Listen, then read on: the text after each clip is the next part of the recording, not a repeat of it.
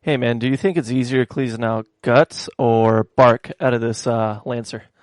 Definitely bark, man. I feel like guts just get gunked up in there, and it's just like the worst thing to clean out of a chainsaw at the moment. Yeah, man, it's absolutely no fun. You think being part of the COG initiative, they'd give us better gear, but I Yeah, guess you got to clean no your way, own at the end of the man. day, right? Yeah. Welcome everybody to the expLOREation podcast, episode number 8. What's up? Today we're going to be talking about Gears of War. It's me, Gabe, and my new little podcasting setup, and then I got Greg staring right at the TV, so he's not going to miss any points today, right, Greg? Yes. Good stuff. So, with Gears of War, I kind of want to start at the beginning before the game even came out. So, looking at Gears of War, it is essentially a third-person sci-fi shooter that was released on November 7th, 2006. So the game at this point is almost 13 years old, which is crazy to me. So Gears of War 1 went to sell on more than 10 million copies in the first 10 weeks of launch. It was the fastest-selling Xbox game of 2006, and it was the second most played on Xbox Live in 2007. And if you were alive and you were in the scene back then, you know exactly what I'm talking about. Everybody and their mamas was playing Gears of War. Overall, it was the sixth best-selling Xbox 360 game of all time, and it would see itself to solidify as a pillar of the Microsoft titles along with the Halo series. So, we talked about this a little bit off stage, if you will. The original Xbox 360 was intended to have 256 megabytes of RAM. And so what ended up happening was that when these developers were making Gears of War, the screening at the release went so damn well because the game looked phenomenal for the time, for 2006, right? And people were ranting and raving about how damn great this game looks. But the underlying issue here was that the 256 megabytes was not enough to support Gears of War. So what was called the billion-dollar decision was essentially the guys behind Gears of War saying, hey, we're going to need you to double this RAM because otherwise Insane. this game's not going to run, this game's not going to work, blah, blah, blah. It's going to be essentially a shell of its former self without the full RAM. Yeah. So some executives at Microsoft got together and they said, shit, man, this is the most expensive decision of my career here at Xbox, but we're going to run with it. And I think it paid off in the long run because Gears of War is very fondly remembered by yourself, myself, and a lot of people in the community. So let's dive right into it. You got anything to add? Actually, looking at those numbers, 256 and 512, that's insane. How Yeah, it doubled it in doubled capacity. so fast. They needed all that available space, man. Yeah, and then looking at today's standards, that's not 512 isn't really that much. No, it's not at all, and that was 6th gen if I'm not mistaken. Yeah. But yeah, man, 06, 512 megabytes of RAM. I think my computer had roughly around the same in that era. So I didn't have a computer at the time. yeah, good stuff. But yeah, now you look at gaming rigs and stuff like that, and I have 16 gigs of RAM installed on the podcast machine right here, and that's I'm looking to upgrade that, and this is what 32 times more than what the Xbox 360 had, and it ran Gears of War fluidly. Yeah, it's insane. Crazy to think of. So let's start up by setting up the Gears of War world. So in this episode, we're going to be covering everything from the pre-Locust invasion all the way to the end of Gears of War 1, and we're planning to do hopefully 2 episodes. The next one's going to be spanning Gears of War 2 and 3, and then we're planning to do one on 4 and 5, maybe 6. We'll see how long, and we'll see how much material we could get out of it. But let's hop right in. So let's talk some pre-Locust invasion stuff. So the Pendulum Wars was a key event in the Gears of War world, and it lasted from roughly 79 BE to 0 BE. The war was fought for the planet of Ceres' natural resources, the key one being something called imulsion. So what is imulsion? Emulsion is this phosphorescent and low viscosity fluid that was discovered by an oil exploration drill. It was pretty much useless until the light mass process was created. We'll get into that in a bit. But so why was this thing important? Why was everybody fighting over it? So before the Pendulum Wars started, Sarah is in what we call the era of silence. The era of silence urged people to embrace the arts, sciences, and culture as well as cultivate a society of peace. So it was kind of the Renaissance period where everybody was happy, propagating the motion of the cultures and the arts. Advancement of technology. All Absolutely. That stuff. So when emulsion was discovered initially, it was plentiful and it was dirt cheap. Soon the traditional forms of fuel such as hydrocarbon and nuclear were no longer relevant, and people began losing jobs left and right. So the countries who had a natural supply of emulsion in their borders soon found themselves at war with other countries who were not as fortunate. And thus, the era of silence came to an end and the Pendulum Wars began. So let's dive into these two big factions that fought during the Pendulum Wars. So the first one is probably the one most people are familiar with, is the Coalition of Ordered Governments, or the COG. And it consisted, so the COG essentially started off as a political party that was formed before the Pendulum Wars even happened. But it turned into a fight for emulsion, and that eventually turned into a fight for freedom. So the COG took over nations and incorporated them as vassal governments, which is actually kind of a little bit of what we saw in the last Mandalorian Wars episode, where they would take over somebody and they would say, hey, join us, or, you're going to be a factory slave, things of that nature. So it's nice to see that kind of Spartan tradition pop up again, right, if we will. Yep. And then the other faction, the other big one, is called the Union of Independent Republics, or the UIR for short. So it consisted of an alliance of emulsion-poor nations. The two sides fought one another into a stalemate until the COG captured blueprints for the Hammer of Dawn. You know damn well what the Hammer of Dawn is if you played Gears 1 through 3. Big guy. Big guy, yeah, big motherfucker. So the Hammer of Dawn is an orbital satellite that emits a laser beam. It emits a high-yield laser raining down from the sky, essentially. And the Hammer of Dawn, so fun little tidbit, the Hammer of Dawn destroyed 4 UIR ships in the matter of seconds. And this essentially forced them into peace negotiations. And we'll get back to that in just a second. I want to establish some characters here first. So the first one we should talk about is Adam Fenix. So Adam Fenix is the father of Marcus Fenix, our main protagonist in the Gears of War original trilogy. And at this point, he was a very well-established, famous scientist. And his big notable accomplishment was he was responsible for finishing the plans for the Hammer of Dawn. Our next character, Carlos Santiago. This is Dom Santiago's older brother, which is a supporting member of the original trilogy. Carlos was killed in Asphalt Fields, and Carlos's death pushed Marcus over the edge, making him even more emotionally distant, and we kind of see this in the intro in Gears of War 1, and kind of as his character develops. Oh, Carlos? No. Oh, Marcus.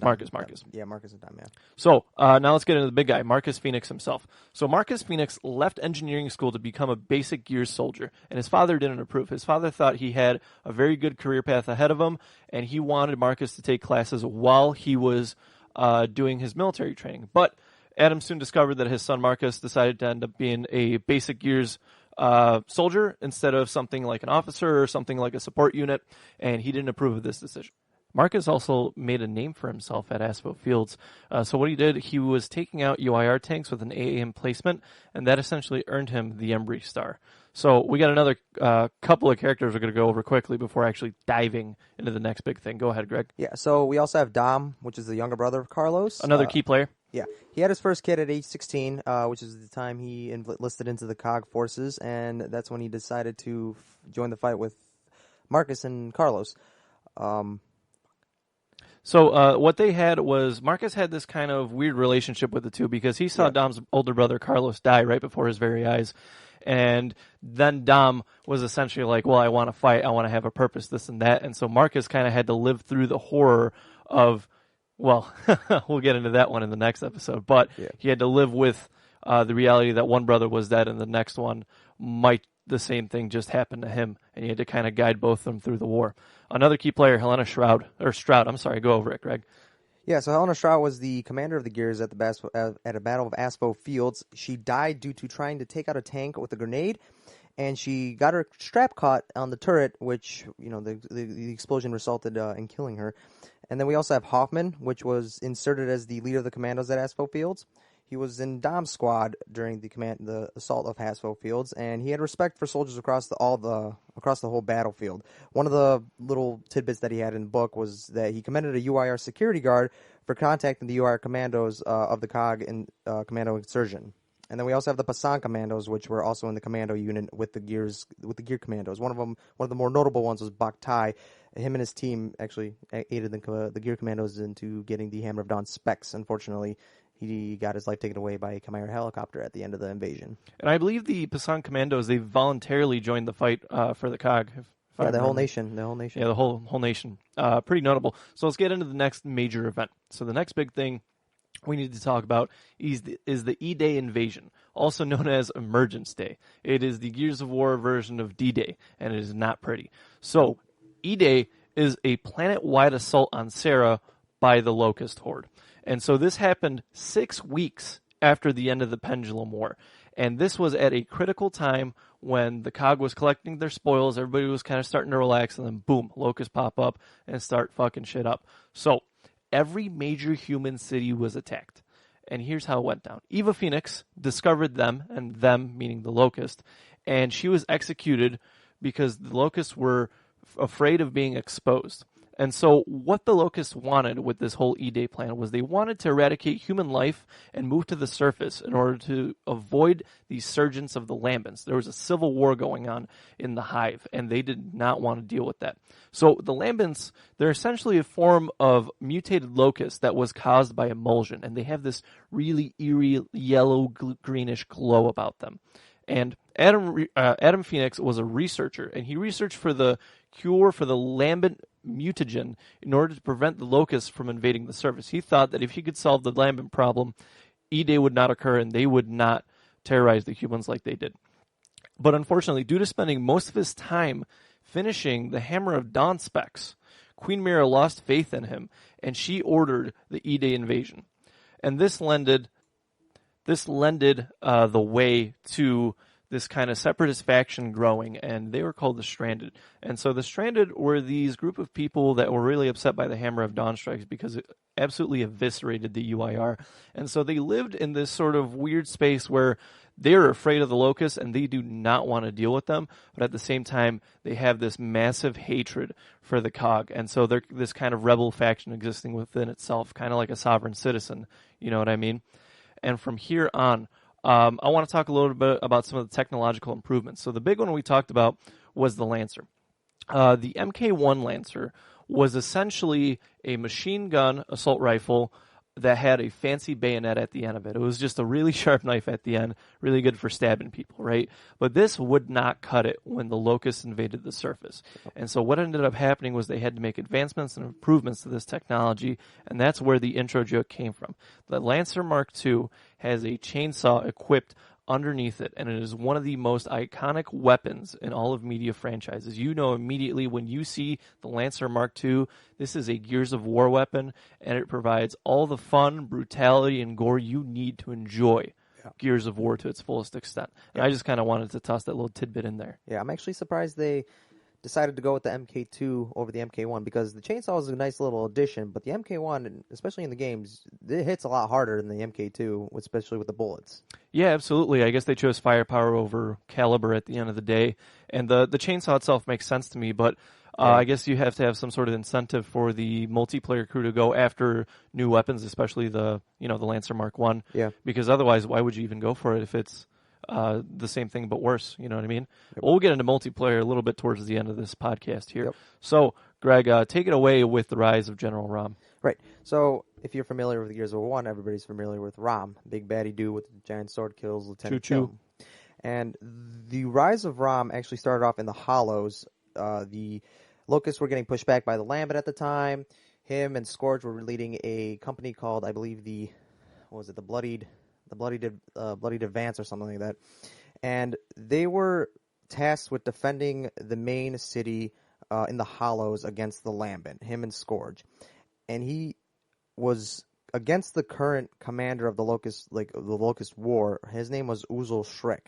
And the thing about this is that Uzul Shrek was an old school Locust. He didn't really care. He mainly cared about technological advances, and he just wanted to defend the main city from the Lambent. But Rom was in the front lines. He knew that the Lambent were taking over and shit was going sideways and was going to hit the fan fast because the Lambent were on the way.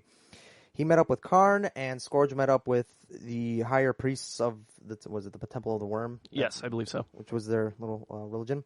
And they kind of had a little coup going on to overthrow Uzul Shrek because Rom knew what was happening. We're going to see the Temple of the Worm and why it's called that shortly. Yeah.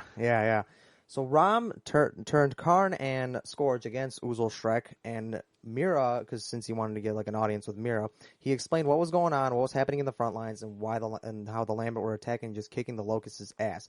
Rom knew that they had to break through the surface at one point, or else they were going to get overrun. But Mira, being the little cheeky bitch that she is, she already knew what was going on. And what she did was she appointed Rom to be the new commander of the Locust forces, while Uzul Shrek was casted aside and turned into a pitiful little Vold. I believe that's what they call their lieutenants, Volds, that was tasked to defend the Locusts against the Lambent.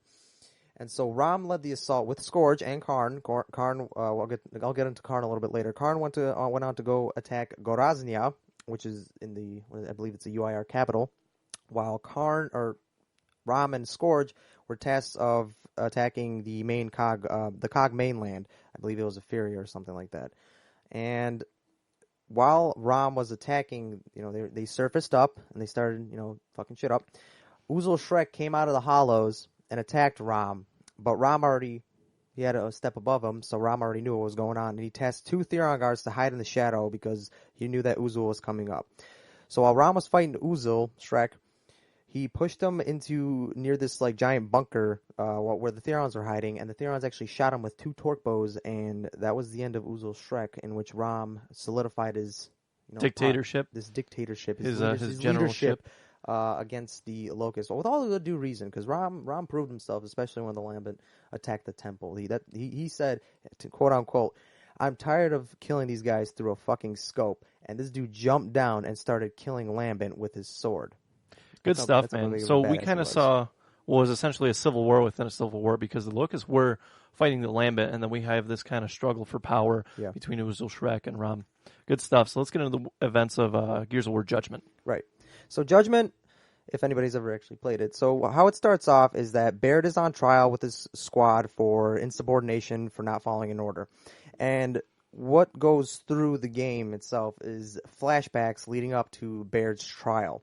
So what happened through that was Baird and his squad were defending against the Locusts. They said, fuck Loomis, because that was the commander at the time. He was kind of treating him like shit against unlike the Onyx Guards at the time, because his Onyx Guards were his main fist of power. And they decided that we needed to do something because Halvo Bay was going to fall to the Locust. And there's some unknown Locust out there, we'll get to him shortly, that is just annihilating the COG forces in the Onyx Guard. So Baird takes his team, goes to the Onyx Guard Academy, which is overrun at this point by the Locust, and they go to take a targeting detonator because they knew that they had to use it was a light mass pseudo bomb, which is like the light mass bomb that you see at the end of Gears of War 1. We'll get to that later, but it's less powerful than what it actually is. So they go to the Onyx Guard Academy, they activate the targeting apparatus, and then they end up going to the scientist location that actually, what was it? Created the light mass bomb. They find out where the bomb is actually located, and then they set the coordinates to launch at Halvo Bay, which then they get to Halvo Bay, and then Loomis decided, he knew that they were going to activate the light mass bomb, so Loomis decided to arrest Baird, which led to the trial. And during the trial, Loomis and Baird were attacked by the Locust forces, and which Paddock, which is a familiar face in the later Gears series, even though he hated Loomis, he actually protected him against the Locust drone, which tried to attack him. So during the trial, that's when Karn attacked, which was the main baddie that attacked Goraznia. And Karn, he pretty much was fucking shit up at Halvo Bay, and unfortunately he met his demise to Baird and his team, where he died at Halvo Bay. And at this point, we also see the dismantlement of the Onyx Guard, which were these elite COG forces, and they were complete badasses. They were under Loomis's command, and Halvo Bay was a complete shit show for the COG. They all just got pretty much liquidated. The Onyx Guard at that point didn't even exist. And this is where you see the key point of where the COG actually start slowly diminishing from this coalition of order government into the type of kind of like the stranded, what they sought to move against, because they're a coalition of order governments. They're more into formality, and they don't want to seem disorganized, especially when fighting the Locust. And actually, in Gears of War Judgment, you see a couple of Locust types. I want to get into a couple Locust types that actually never showed up in the Gears series before.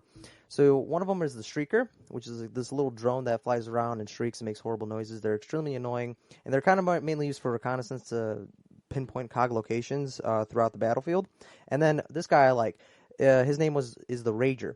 And what I like about the Rager is that he's slender in form, and He doesn't look like much, but the thing that sets him off is actually once you start firing at him, that pisses him off, and he sort of becomes like a pseudo berserker, he's like equipped with high spikes and whatnot, and he just charges and decimates anything in his path, in the battlefield. Kind of like a precursor to what we're going to see in Gears of War 1. Yeah, kind of like a precursor to what we're going to see in Gears of War 1. And overall, Judgment was a phenomenal game, and it was awesome.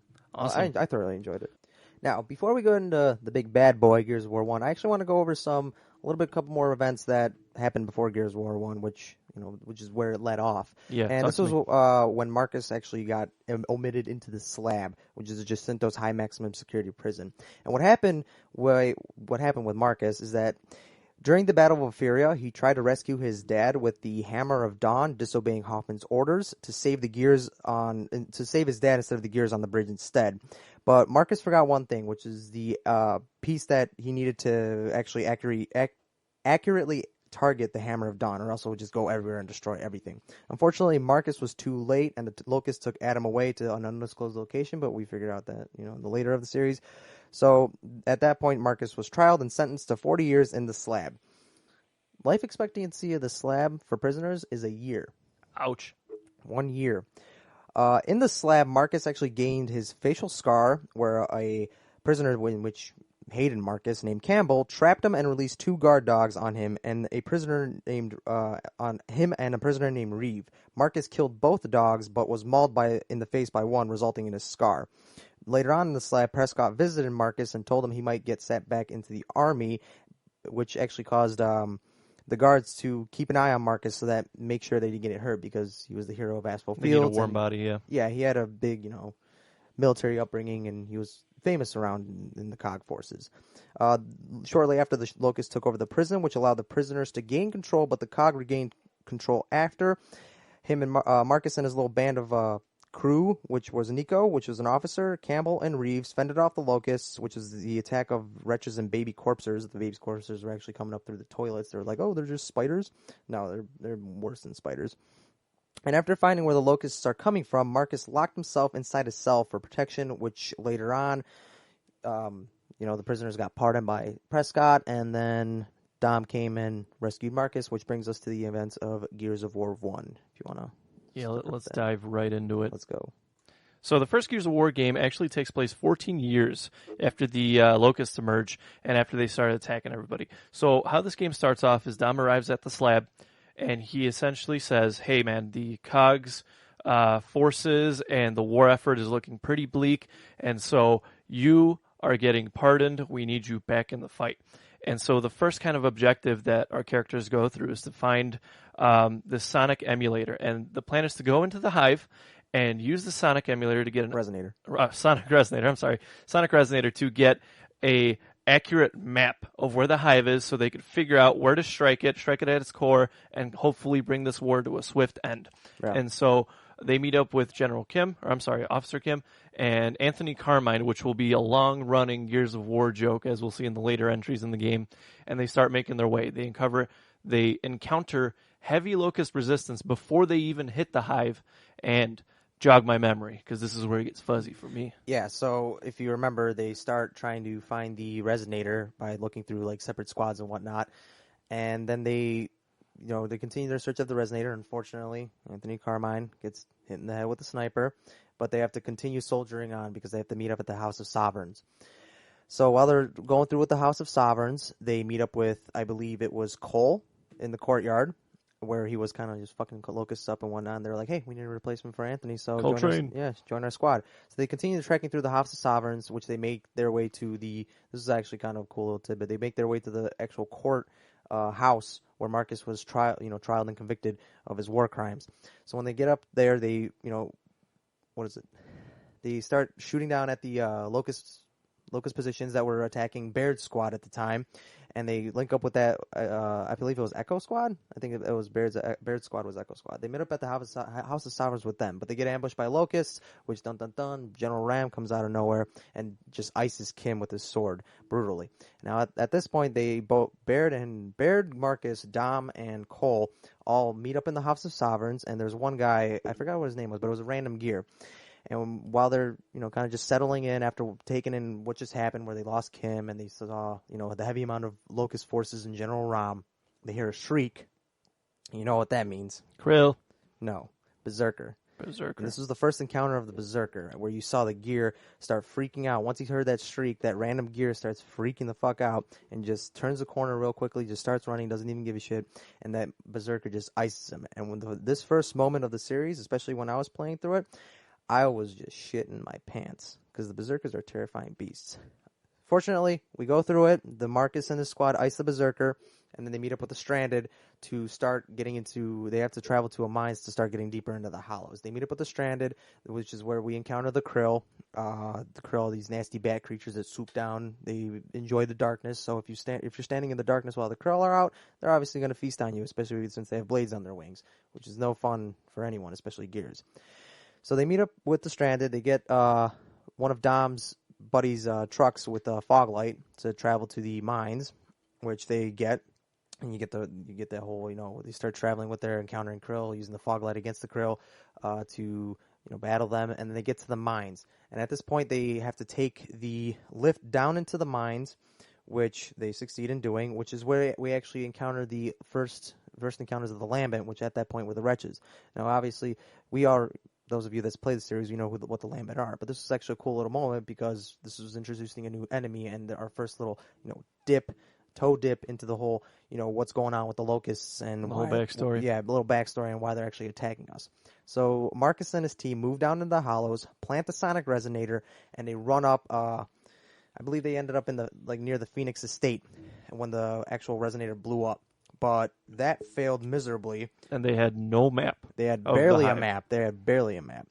So the second plan was to go, I believe Marcus actually cooked this one up, where they go to the Phoenix estate, since Adam had a giant map of the actual Hollows. They acquire this map, and they use it to actually pinpoint exactly where the light and mass bomb is supposed to land. And at that point, they escape the Phoenix estate, and then this is a little, Little tidbit. Depending You're full on of them today. Yeah. Depending on what version you actually played on the PC version, after this point, they actually make a pit stop and they encounter a Brumac at some weird power facility, which they actually end up taking down. But if you play the Xbox version, you actually completely just, omit the mission. I don't know why. But yeah, they take out a Brumac, meet up where the train is. You go to where the train's supposed to meet them, which had the light mass bomb on it. And the COG on the train completely get overrun by Locust forces. So while the train is on high speeds, I believe it was Marcus and Dom actually jump on the train while Cole and Baird stay back at I believe it was Tyro or something like that station. And they continue defending off the Locust forces while Dom and Marcus actually make their way on the train. Dom and Marcus fight their way through the train. And surprise, surprise. Surprise. Big boy Rom, with his double machine gun and his Krill shield, is standing right there. Through a long and perilous firefight, they end up defeating Rom.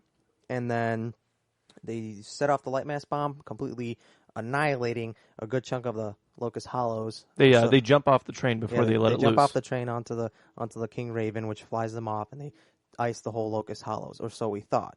Dun, dun, dun. And that's Gears setting of War up 1. the events of the next game, Gears of War 2. So now I kind of want to talk a little bit about our experiences with the game. Do you remember what your initial impressions were when you first played? So I'm a real big military guy. We can tell because you suggested this episode. Yeah, I guess so. I thoroughly, the Gears of War series itself stuck with me in such a good way. It was actually my second game on the Xbox 360, and just starting off playing through it, I was blown away. I love the graphics, I love the gore, and at that point, my little 12, 13-year-old mind could not handle the vulgarity of the characters saying shit and fuck every 2 seconds, because it was phenomenal. I grew up. It was like a dream come true, right? Yeah, especially when you're growing up in a Catholic household. It was great. Yeah, but the blood, the guts, the grittiness, it was phenomenal. I thoroughly enjoyed the campaign, and the story was amazing, especially that fight with Rom. I actually struggled a lot. I actually needed my neighbor's help to actually ice Rom. Yeah, you needed some backup? I needed some backup to play as Dom. Good stuff. So I kind of had the same impressions you did. When this game came out, it was, I don't want to say it was completely revolutionary, but we hadn't seen anything like it before. The violence was surreal. It was in your face. It was unapologetic, and it was so abundant. I mentioned earlier that the Lancer was probably, for me, one of the most satisfying kills along with the curb stomp, right? Yeah. Because it just got right in your face, and, your screen was coated. Yep. Like, before the whole Call of Duty red screen got kind of lame, Popularized. right? Yeah. So this was kind of like in-your-face gore, kind of almost going through to the 3D experience, right? A very early You phase can't beat of the headshot sound or the curve No, shot it's so sound. crunchy, man. It's All so the crunchy, noises. The sound design is absolutely phenomenal. The Nasher is still one of my all-time favorite shotguns and one of my all-time favorite guns to use in any video game because it's so satisfying. Yeah. And when it works, it works, and when it doesn't, you hate it. But yeah, man, initial impressions, the story was great. I did not expect the story to come out swinging like this. And I'd say out of the Gears of War games we got, I want to say the least amount went on in Gears of War 1. We kind of covered it, and going through my head, I was like, yeah, man, we got a lot to cover. But when we kind of laid it out on paper, it wasn't that much going on. Essentially, at the end of the day, it was a pretty simple story that was like, hey, we got to figure out the map in the Hive, in the Hollows, stuff like that. That didn't work. Now we got to do something about this light mass bomb. Well, my dad has maps for whatever reason. And then you know why. Yeah, we know why. We know why. And then you got the ROM fight, and you got a lot of stuff in between, granted, but your meat and potatoes are kind of spaced out throughout Gears of War 1, which is really kind of nice that you had something to work forward to, but it wasn't bombarding you over the head with all these politics, with all this extra world stuff. It was kind of get in, get out. And I think Microsoft, what they did was they went into this property kind of wary. And they knew it was going to sell, but they didn't know how balls deep they wanted to go into the franchise quite yet. So it is this self-enveloping story, and that's kind of the beauty of Gears of War 1. Yeah. I also do want to quickly mention that really grainy filter that Gears of War 1 had. You can notice if you compare it to like Gears of War 2 or 3, those games are super clean, if that makes sense. Like there's not this old school film feel in Gears of War 2 and 3 that the Gears of War 1 has. And I think that filter did a lot of good stuff for the franchise, and I think it made it stand out as compared to something like, the Halo games, which were super popular at this time, and they had this very kind of clean, beautiful aesthetic where everything was highly polished, and this was the exact opposite. Yeah. It felt like you were going into a battlefield with a chainsaw. It genuinely did. It was what that filter did for me. Let's talk some favorite missions. So I think Pale Horse, which is the ROM fight, is the obvious one. So let's kind of omit that because that's the layup shot here, right? I think everybody loves that ROM fight. And it was really good. It was really well done. The orchestration of the dynamic between you and General Rom, this big bad motherfucker that ruined, some of the people you met along the way, and the whole train fight. It was awesome. And it was, I don't want to say totally cliche, but it was a very cowboy-esque fight at the end of the day. You know what I mean? Yeah. Let's talk about some of our other favorite missions. So you mentioned it briefly. That first Berserker encounter. Oh, man, were my butt cheeks clenched during that. Oh, yeah. Absolutely terrifying. It was the first kind of enemy I felt that I actually had to think about taking out in this game. Yeah. Which I thought was super fun.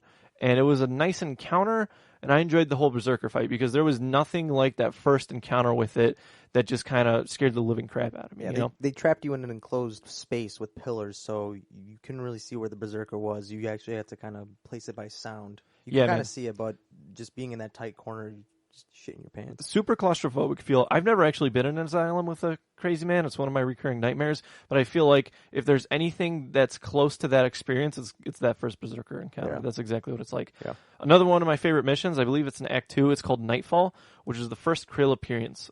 So this mission, what this did for me, I thought this was a beautiful balance of both the horror genre and the action genre. Yep. Because at any given point, you know that they would ruin your day, and you have to go back to that checkpoint. The Krill live in the dark. They love and they feed on that shit, right? Yep. And so you had to make use of all your light sources. You had to be very deliberate and very careful with your movements and the spotlights and things of that nature. And it felt very tense for something that was essentially a very simple mechanic at the end of the day. Yeah. And I kind of love what it did there because it was a nice pause from this in-your-face gory action, left, right, cover bouncing, this and that, avoiding locust gunfire into this kind of, oh man, we gotta really think about this. Yeah. I actually like that little switch up of just kind of running in and gunning down enemy forces. While in this mission, you actually had to shoot propane tanks to create light, so that way you actually didn't get iced by the Krill. And they actually had one point where the person that's playing as either Marcus or Dom actually had to grab a spotlight, and then one person had to walk across this dark area to turn on a light switch, while the other person had to shine the spotlight on them. It was a nice little switch up, kind of slowed the pace a little. Yeah, Gears of War was definitely made for that co-op player experience, and I feel like in this mission it shines probably one of the best, right up there with the ROM fight. Yep. Fun little fact about the Krill, they went just about extinct after the light mass bomb exploded in Gears of War 1 Yep. because it destroyed most of their habitat. So that's why we don't really see a major reappearance of them in the later entries. Yeah. Because they were just about extinct. And thank God for that, because I don't know if I could have dealt with them again in the later entries. So Gears of War 1, man, the gameplay is like nothing else. The big thing is the cover system. It was freakish. It was new. This was innovative, and this was unlike playing any other third-person shooter at the time. It was smooth. It felt good, first and foremost, and it added a dynamic to the gameplay where we didn't see something like this. I think the next big game, at least in my experience, that did something unique with the whole cover system was Rainbow Six Siege with the leaning. And that's, 14 years apart? Yeah. No, a little less. I'm sorry. A little less, yeah. 2015, 10 years apart? 11 years apart? 11 years. No. 9. 9 years? Yeah. Gears 2006, came out 2015? Yeah, that makes sense. So 9 years apart. And so for a decade, Gears of War kind of implemented this thing that just took over the world, man. How was your experience with the cover system? Like you and I, we play Gears 4 now in anticipation for 5, and so we're kind of used to it. But that first time playing, man, how did it feel? I mean, it was a cover system, but what I actually liked about it is that the first time I actually got into cover and I actually realized you can blind fire, I thought that just blew my fucking mind, because you're so used to aiming down sights or aiming, hip firing, whatnot. But in this case, it's just like, hey, I need to take this guy out, but I don't want to get hit by this turret. So you just blind fire the shit out of them. And the cover system obviously came in play with the multiplayer, which you can kind of use it to your advantage, because with that cover system, you can be like what seemed like a mile away from the cover, and when you pressed A or up A or whatever the cover was, you just magnetized straight to that cover. Yeah, you just slid right into it. Yeah, absolutely so beautiful. It was slightly realistic, but I also put like a fun spin on it, like an archaic spin. It was purposeful, and it felt natural. I don't think there was any point of cover where I was like, well, this is purely here for like plot, or this is purely here because they think this is a gimmick. It didn't feel like that at the end of the day, which is really beautiful inclusion. It felt like a part of the game. Yeah, absolutely, which was beautiful considering that Gears of War 1 was the first entry in the video game franchise. Right. So let's get into multiplayer. Yep. Oh, man, I didn't think multiplayer was going to work as well as it did in this game. This game felt very much catered towards the story experience and the campaign experience and kind of the co-op experience at the end of the day. It felt like, hey, plow through this great story we wrote for you, plow through some of these fun moments where you split the team up and you got to work with your partner, this and that. But the multiplayer, man, I feel like it kind of took the world by storm. It offered a different flavor of this shooter genre that we've come to know. Taking cover in Call of Duty and taking cover in Halo is something completely different as with taking cover in Gears of War. And like you said, that played a massive factor into the multiplayer experience. And it birthed a concept of what we now know as wall bouncing. It's when you see a dude spawn all the way on the other side of Raven Down, and then he zips right in front of you in the matter of 4 seconds, and you're like, what the fuck? And then when you pull your Nasher out, you can't get a single slug on him because this dude is like the Flash. He's running circles around you, and you get one-shotted. And when you do 32% and the other dude does 100% in one shot, it's total bullshit. And I think it's Gears of War moments like that make you love it even more. Yeah.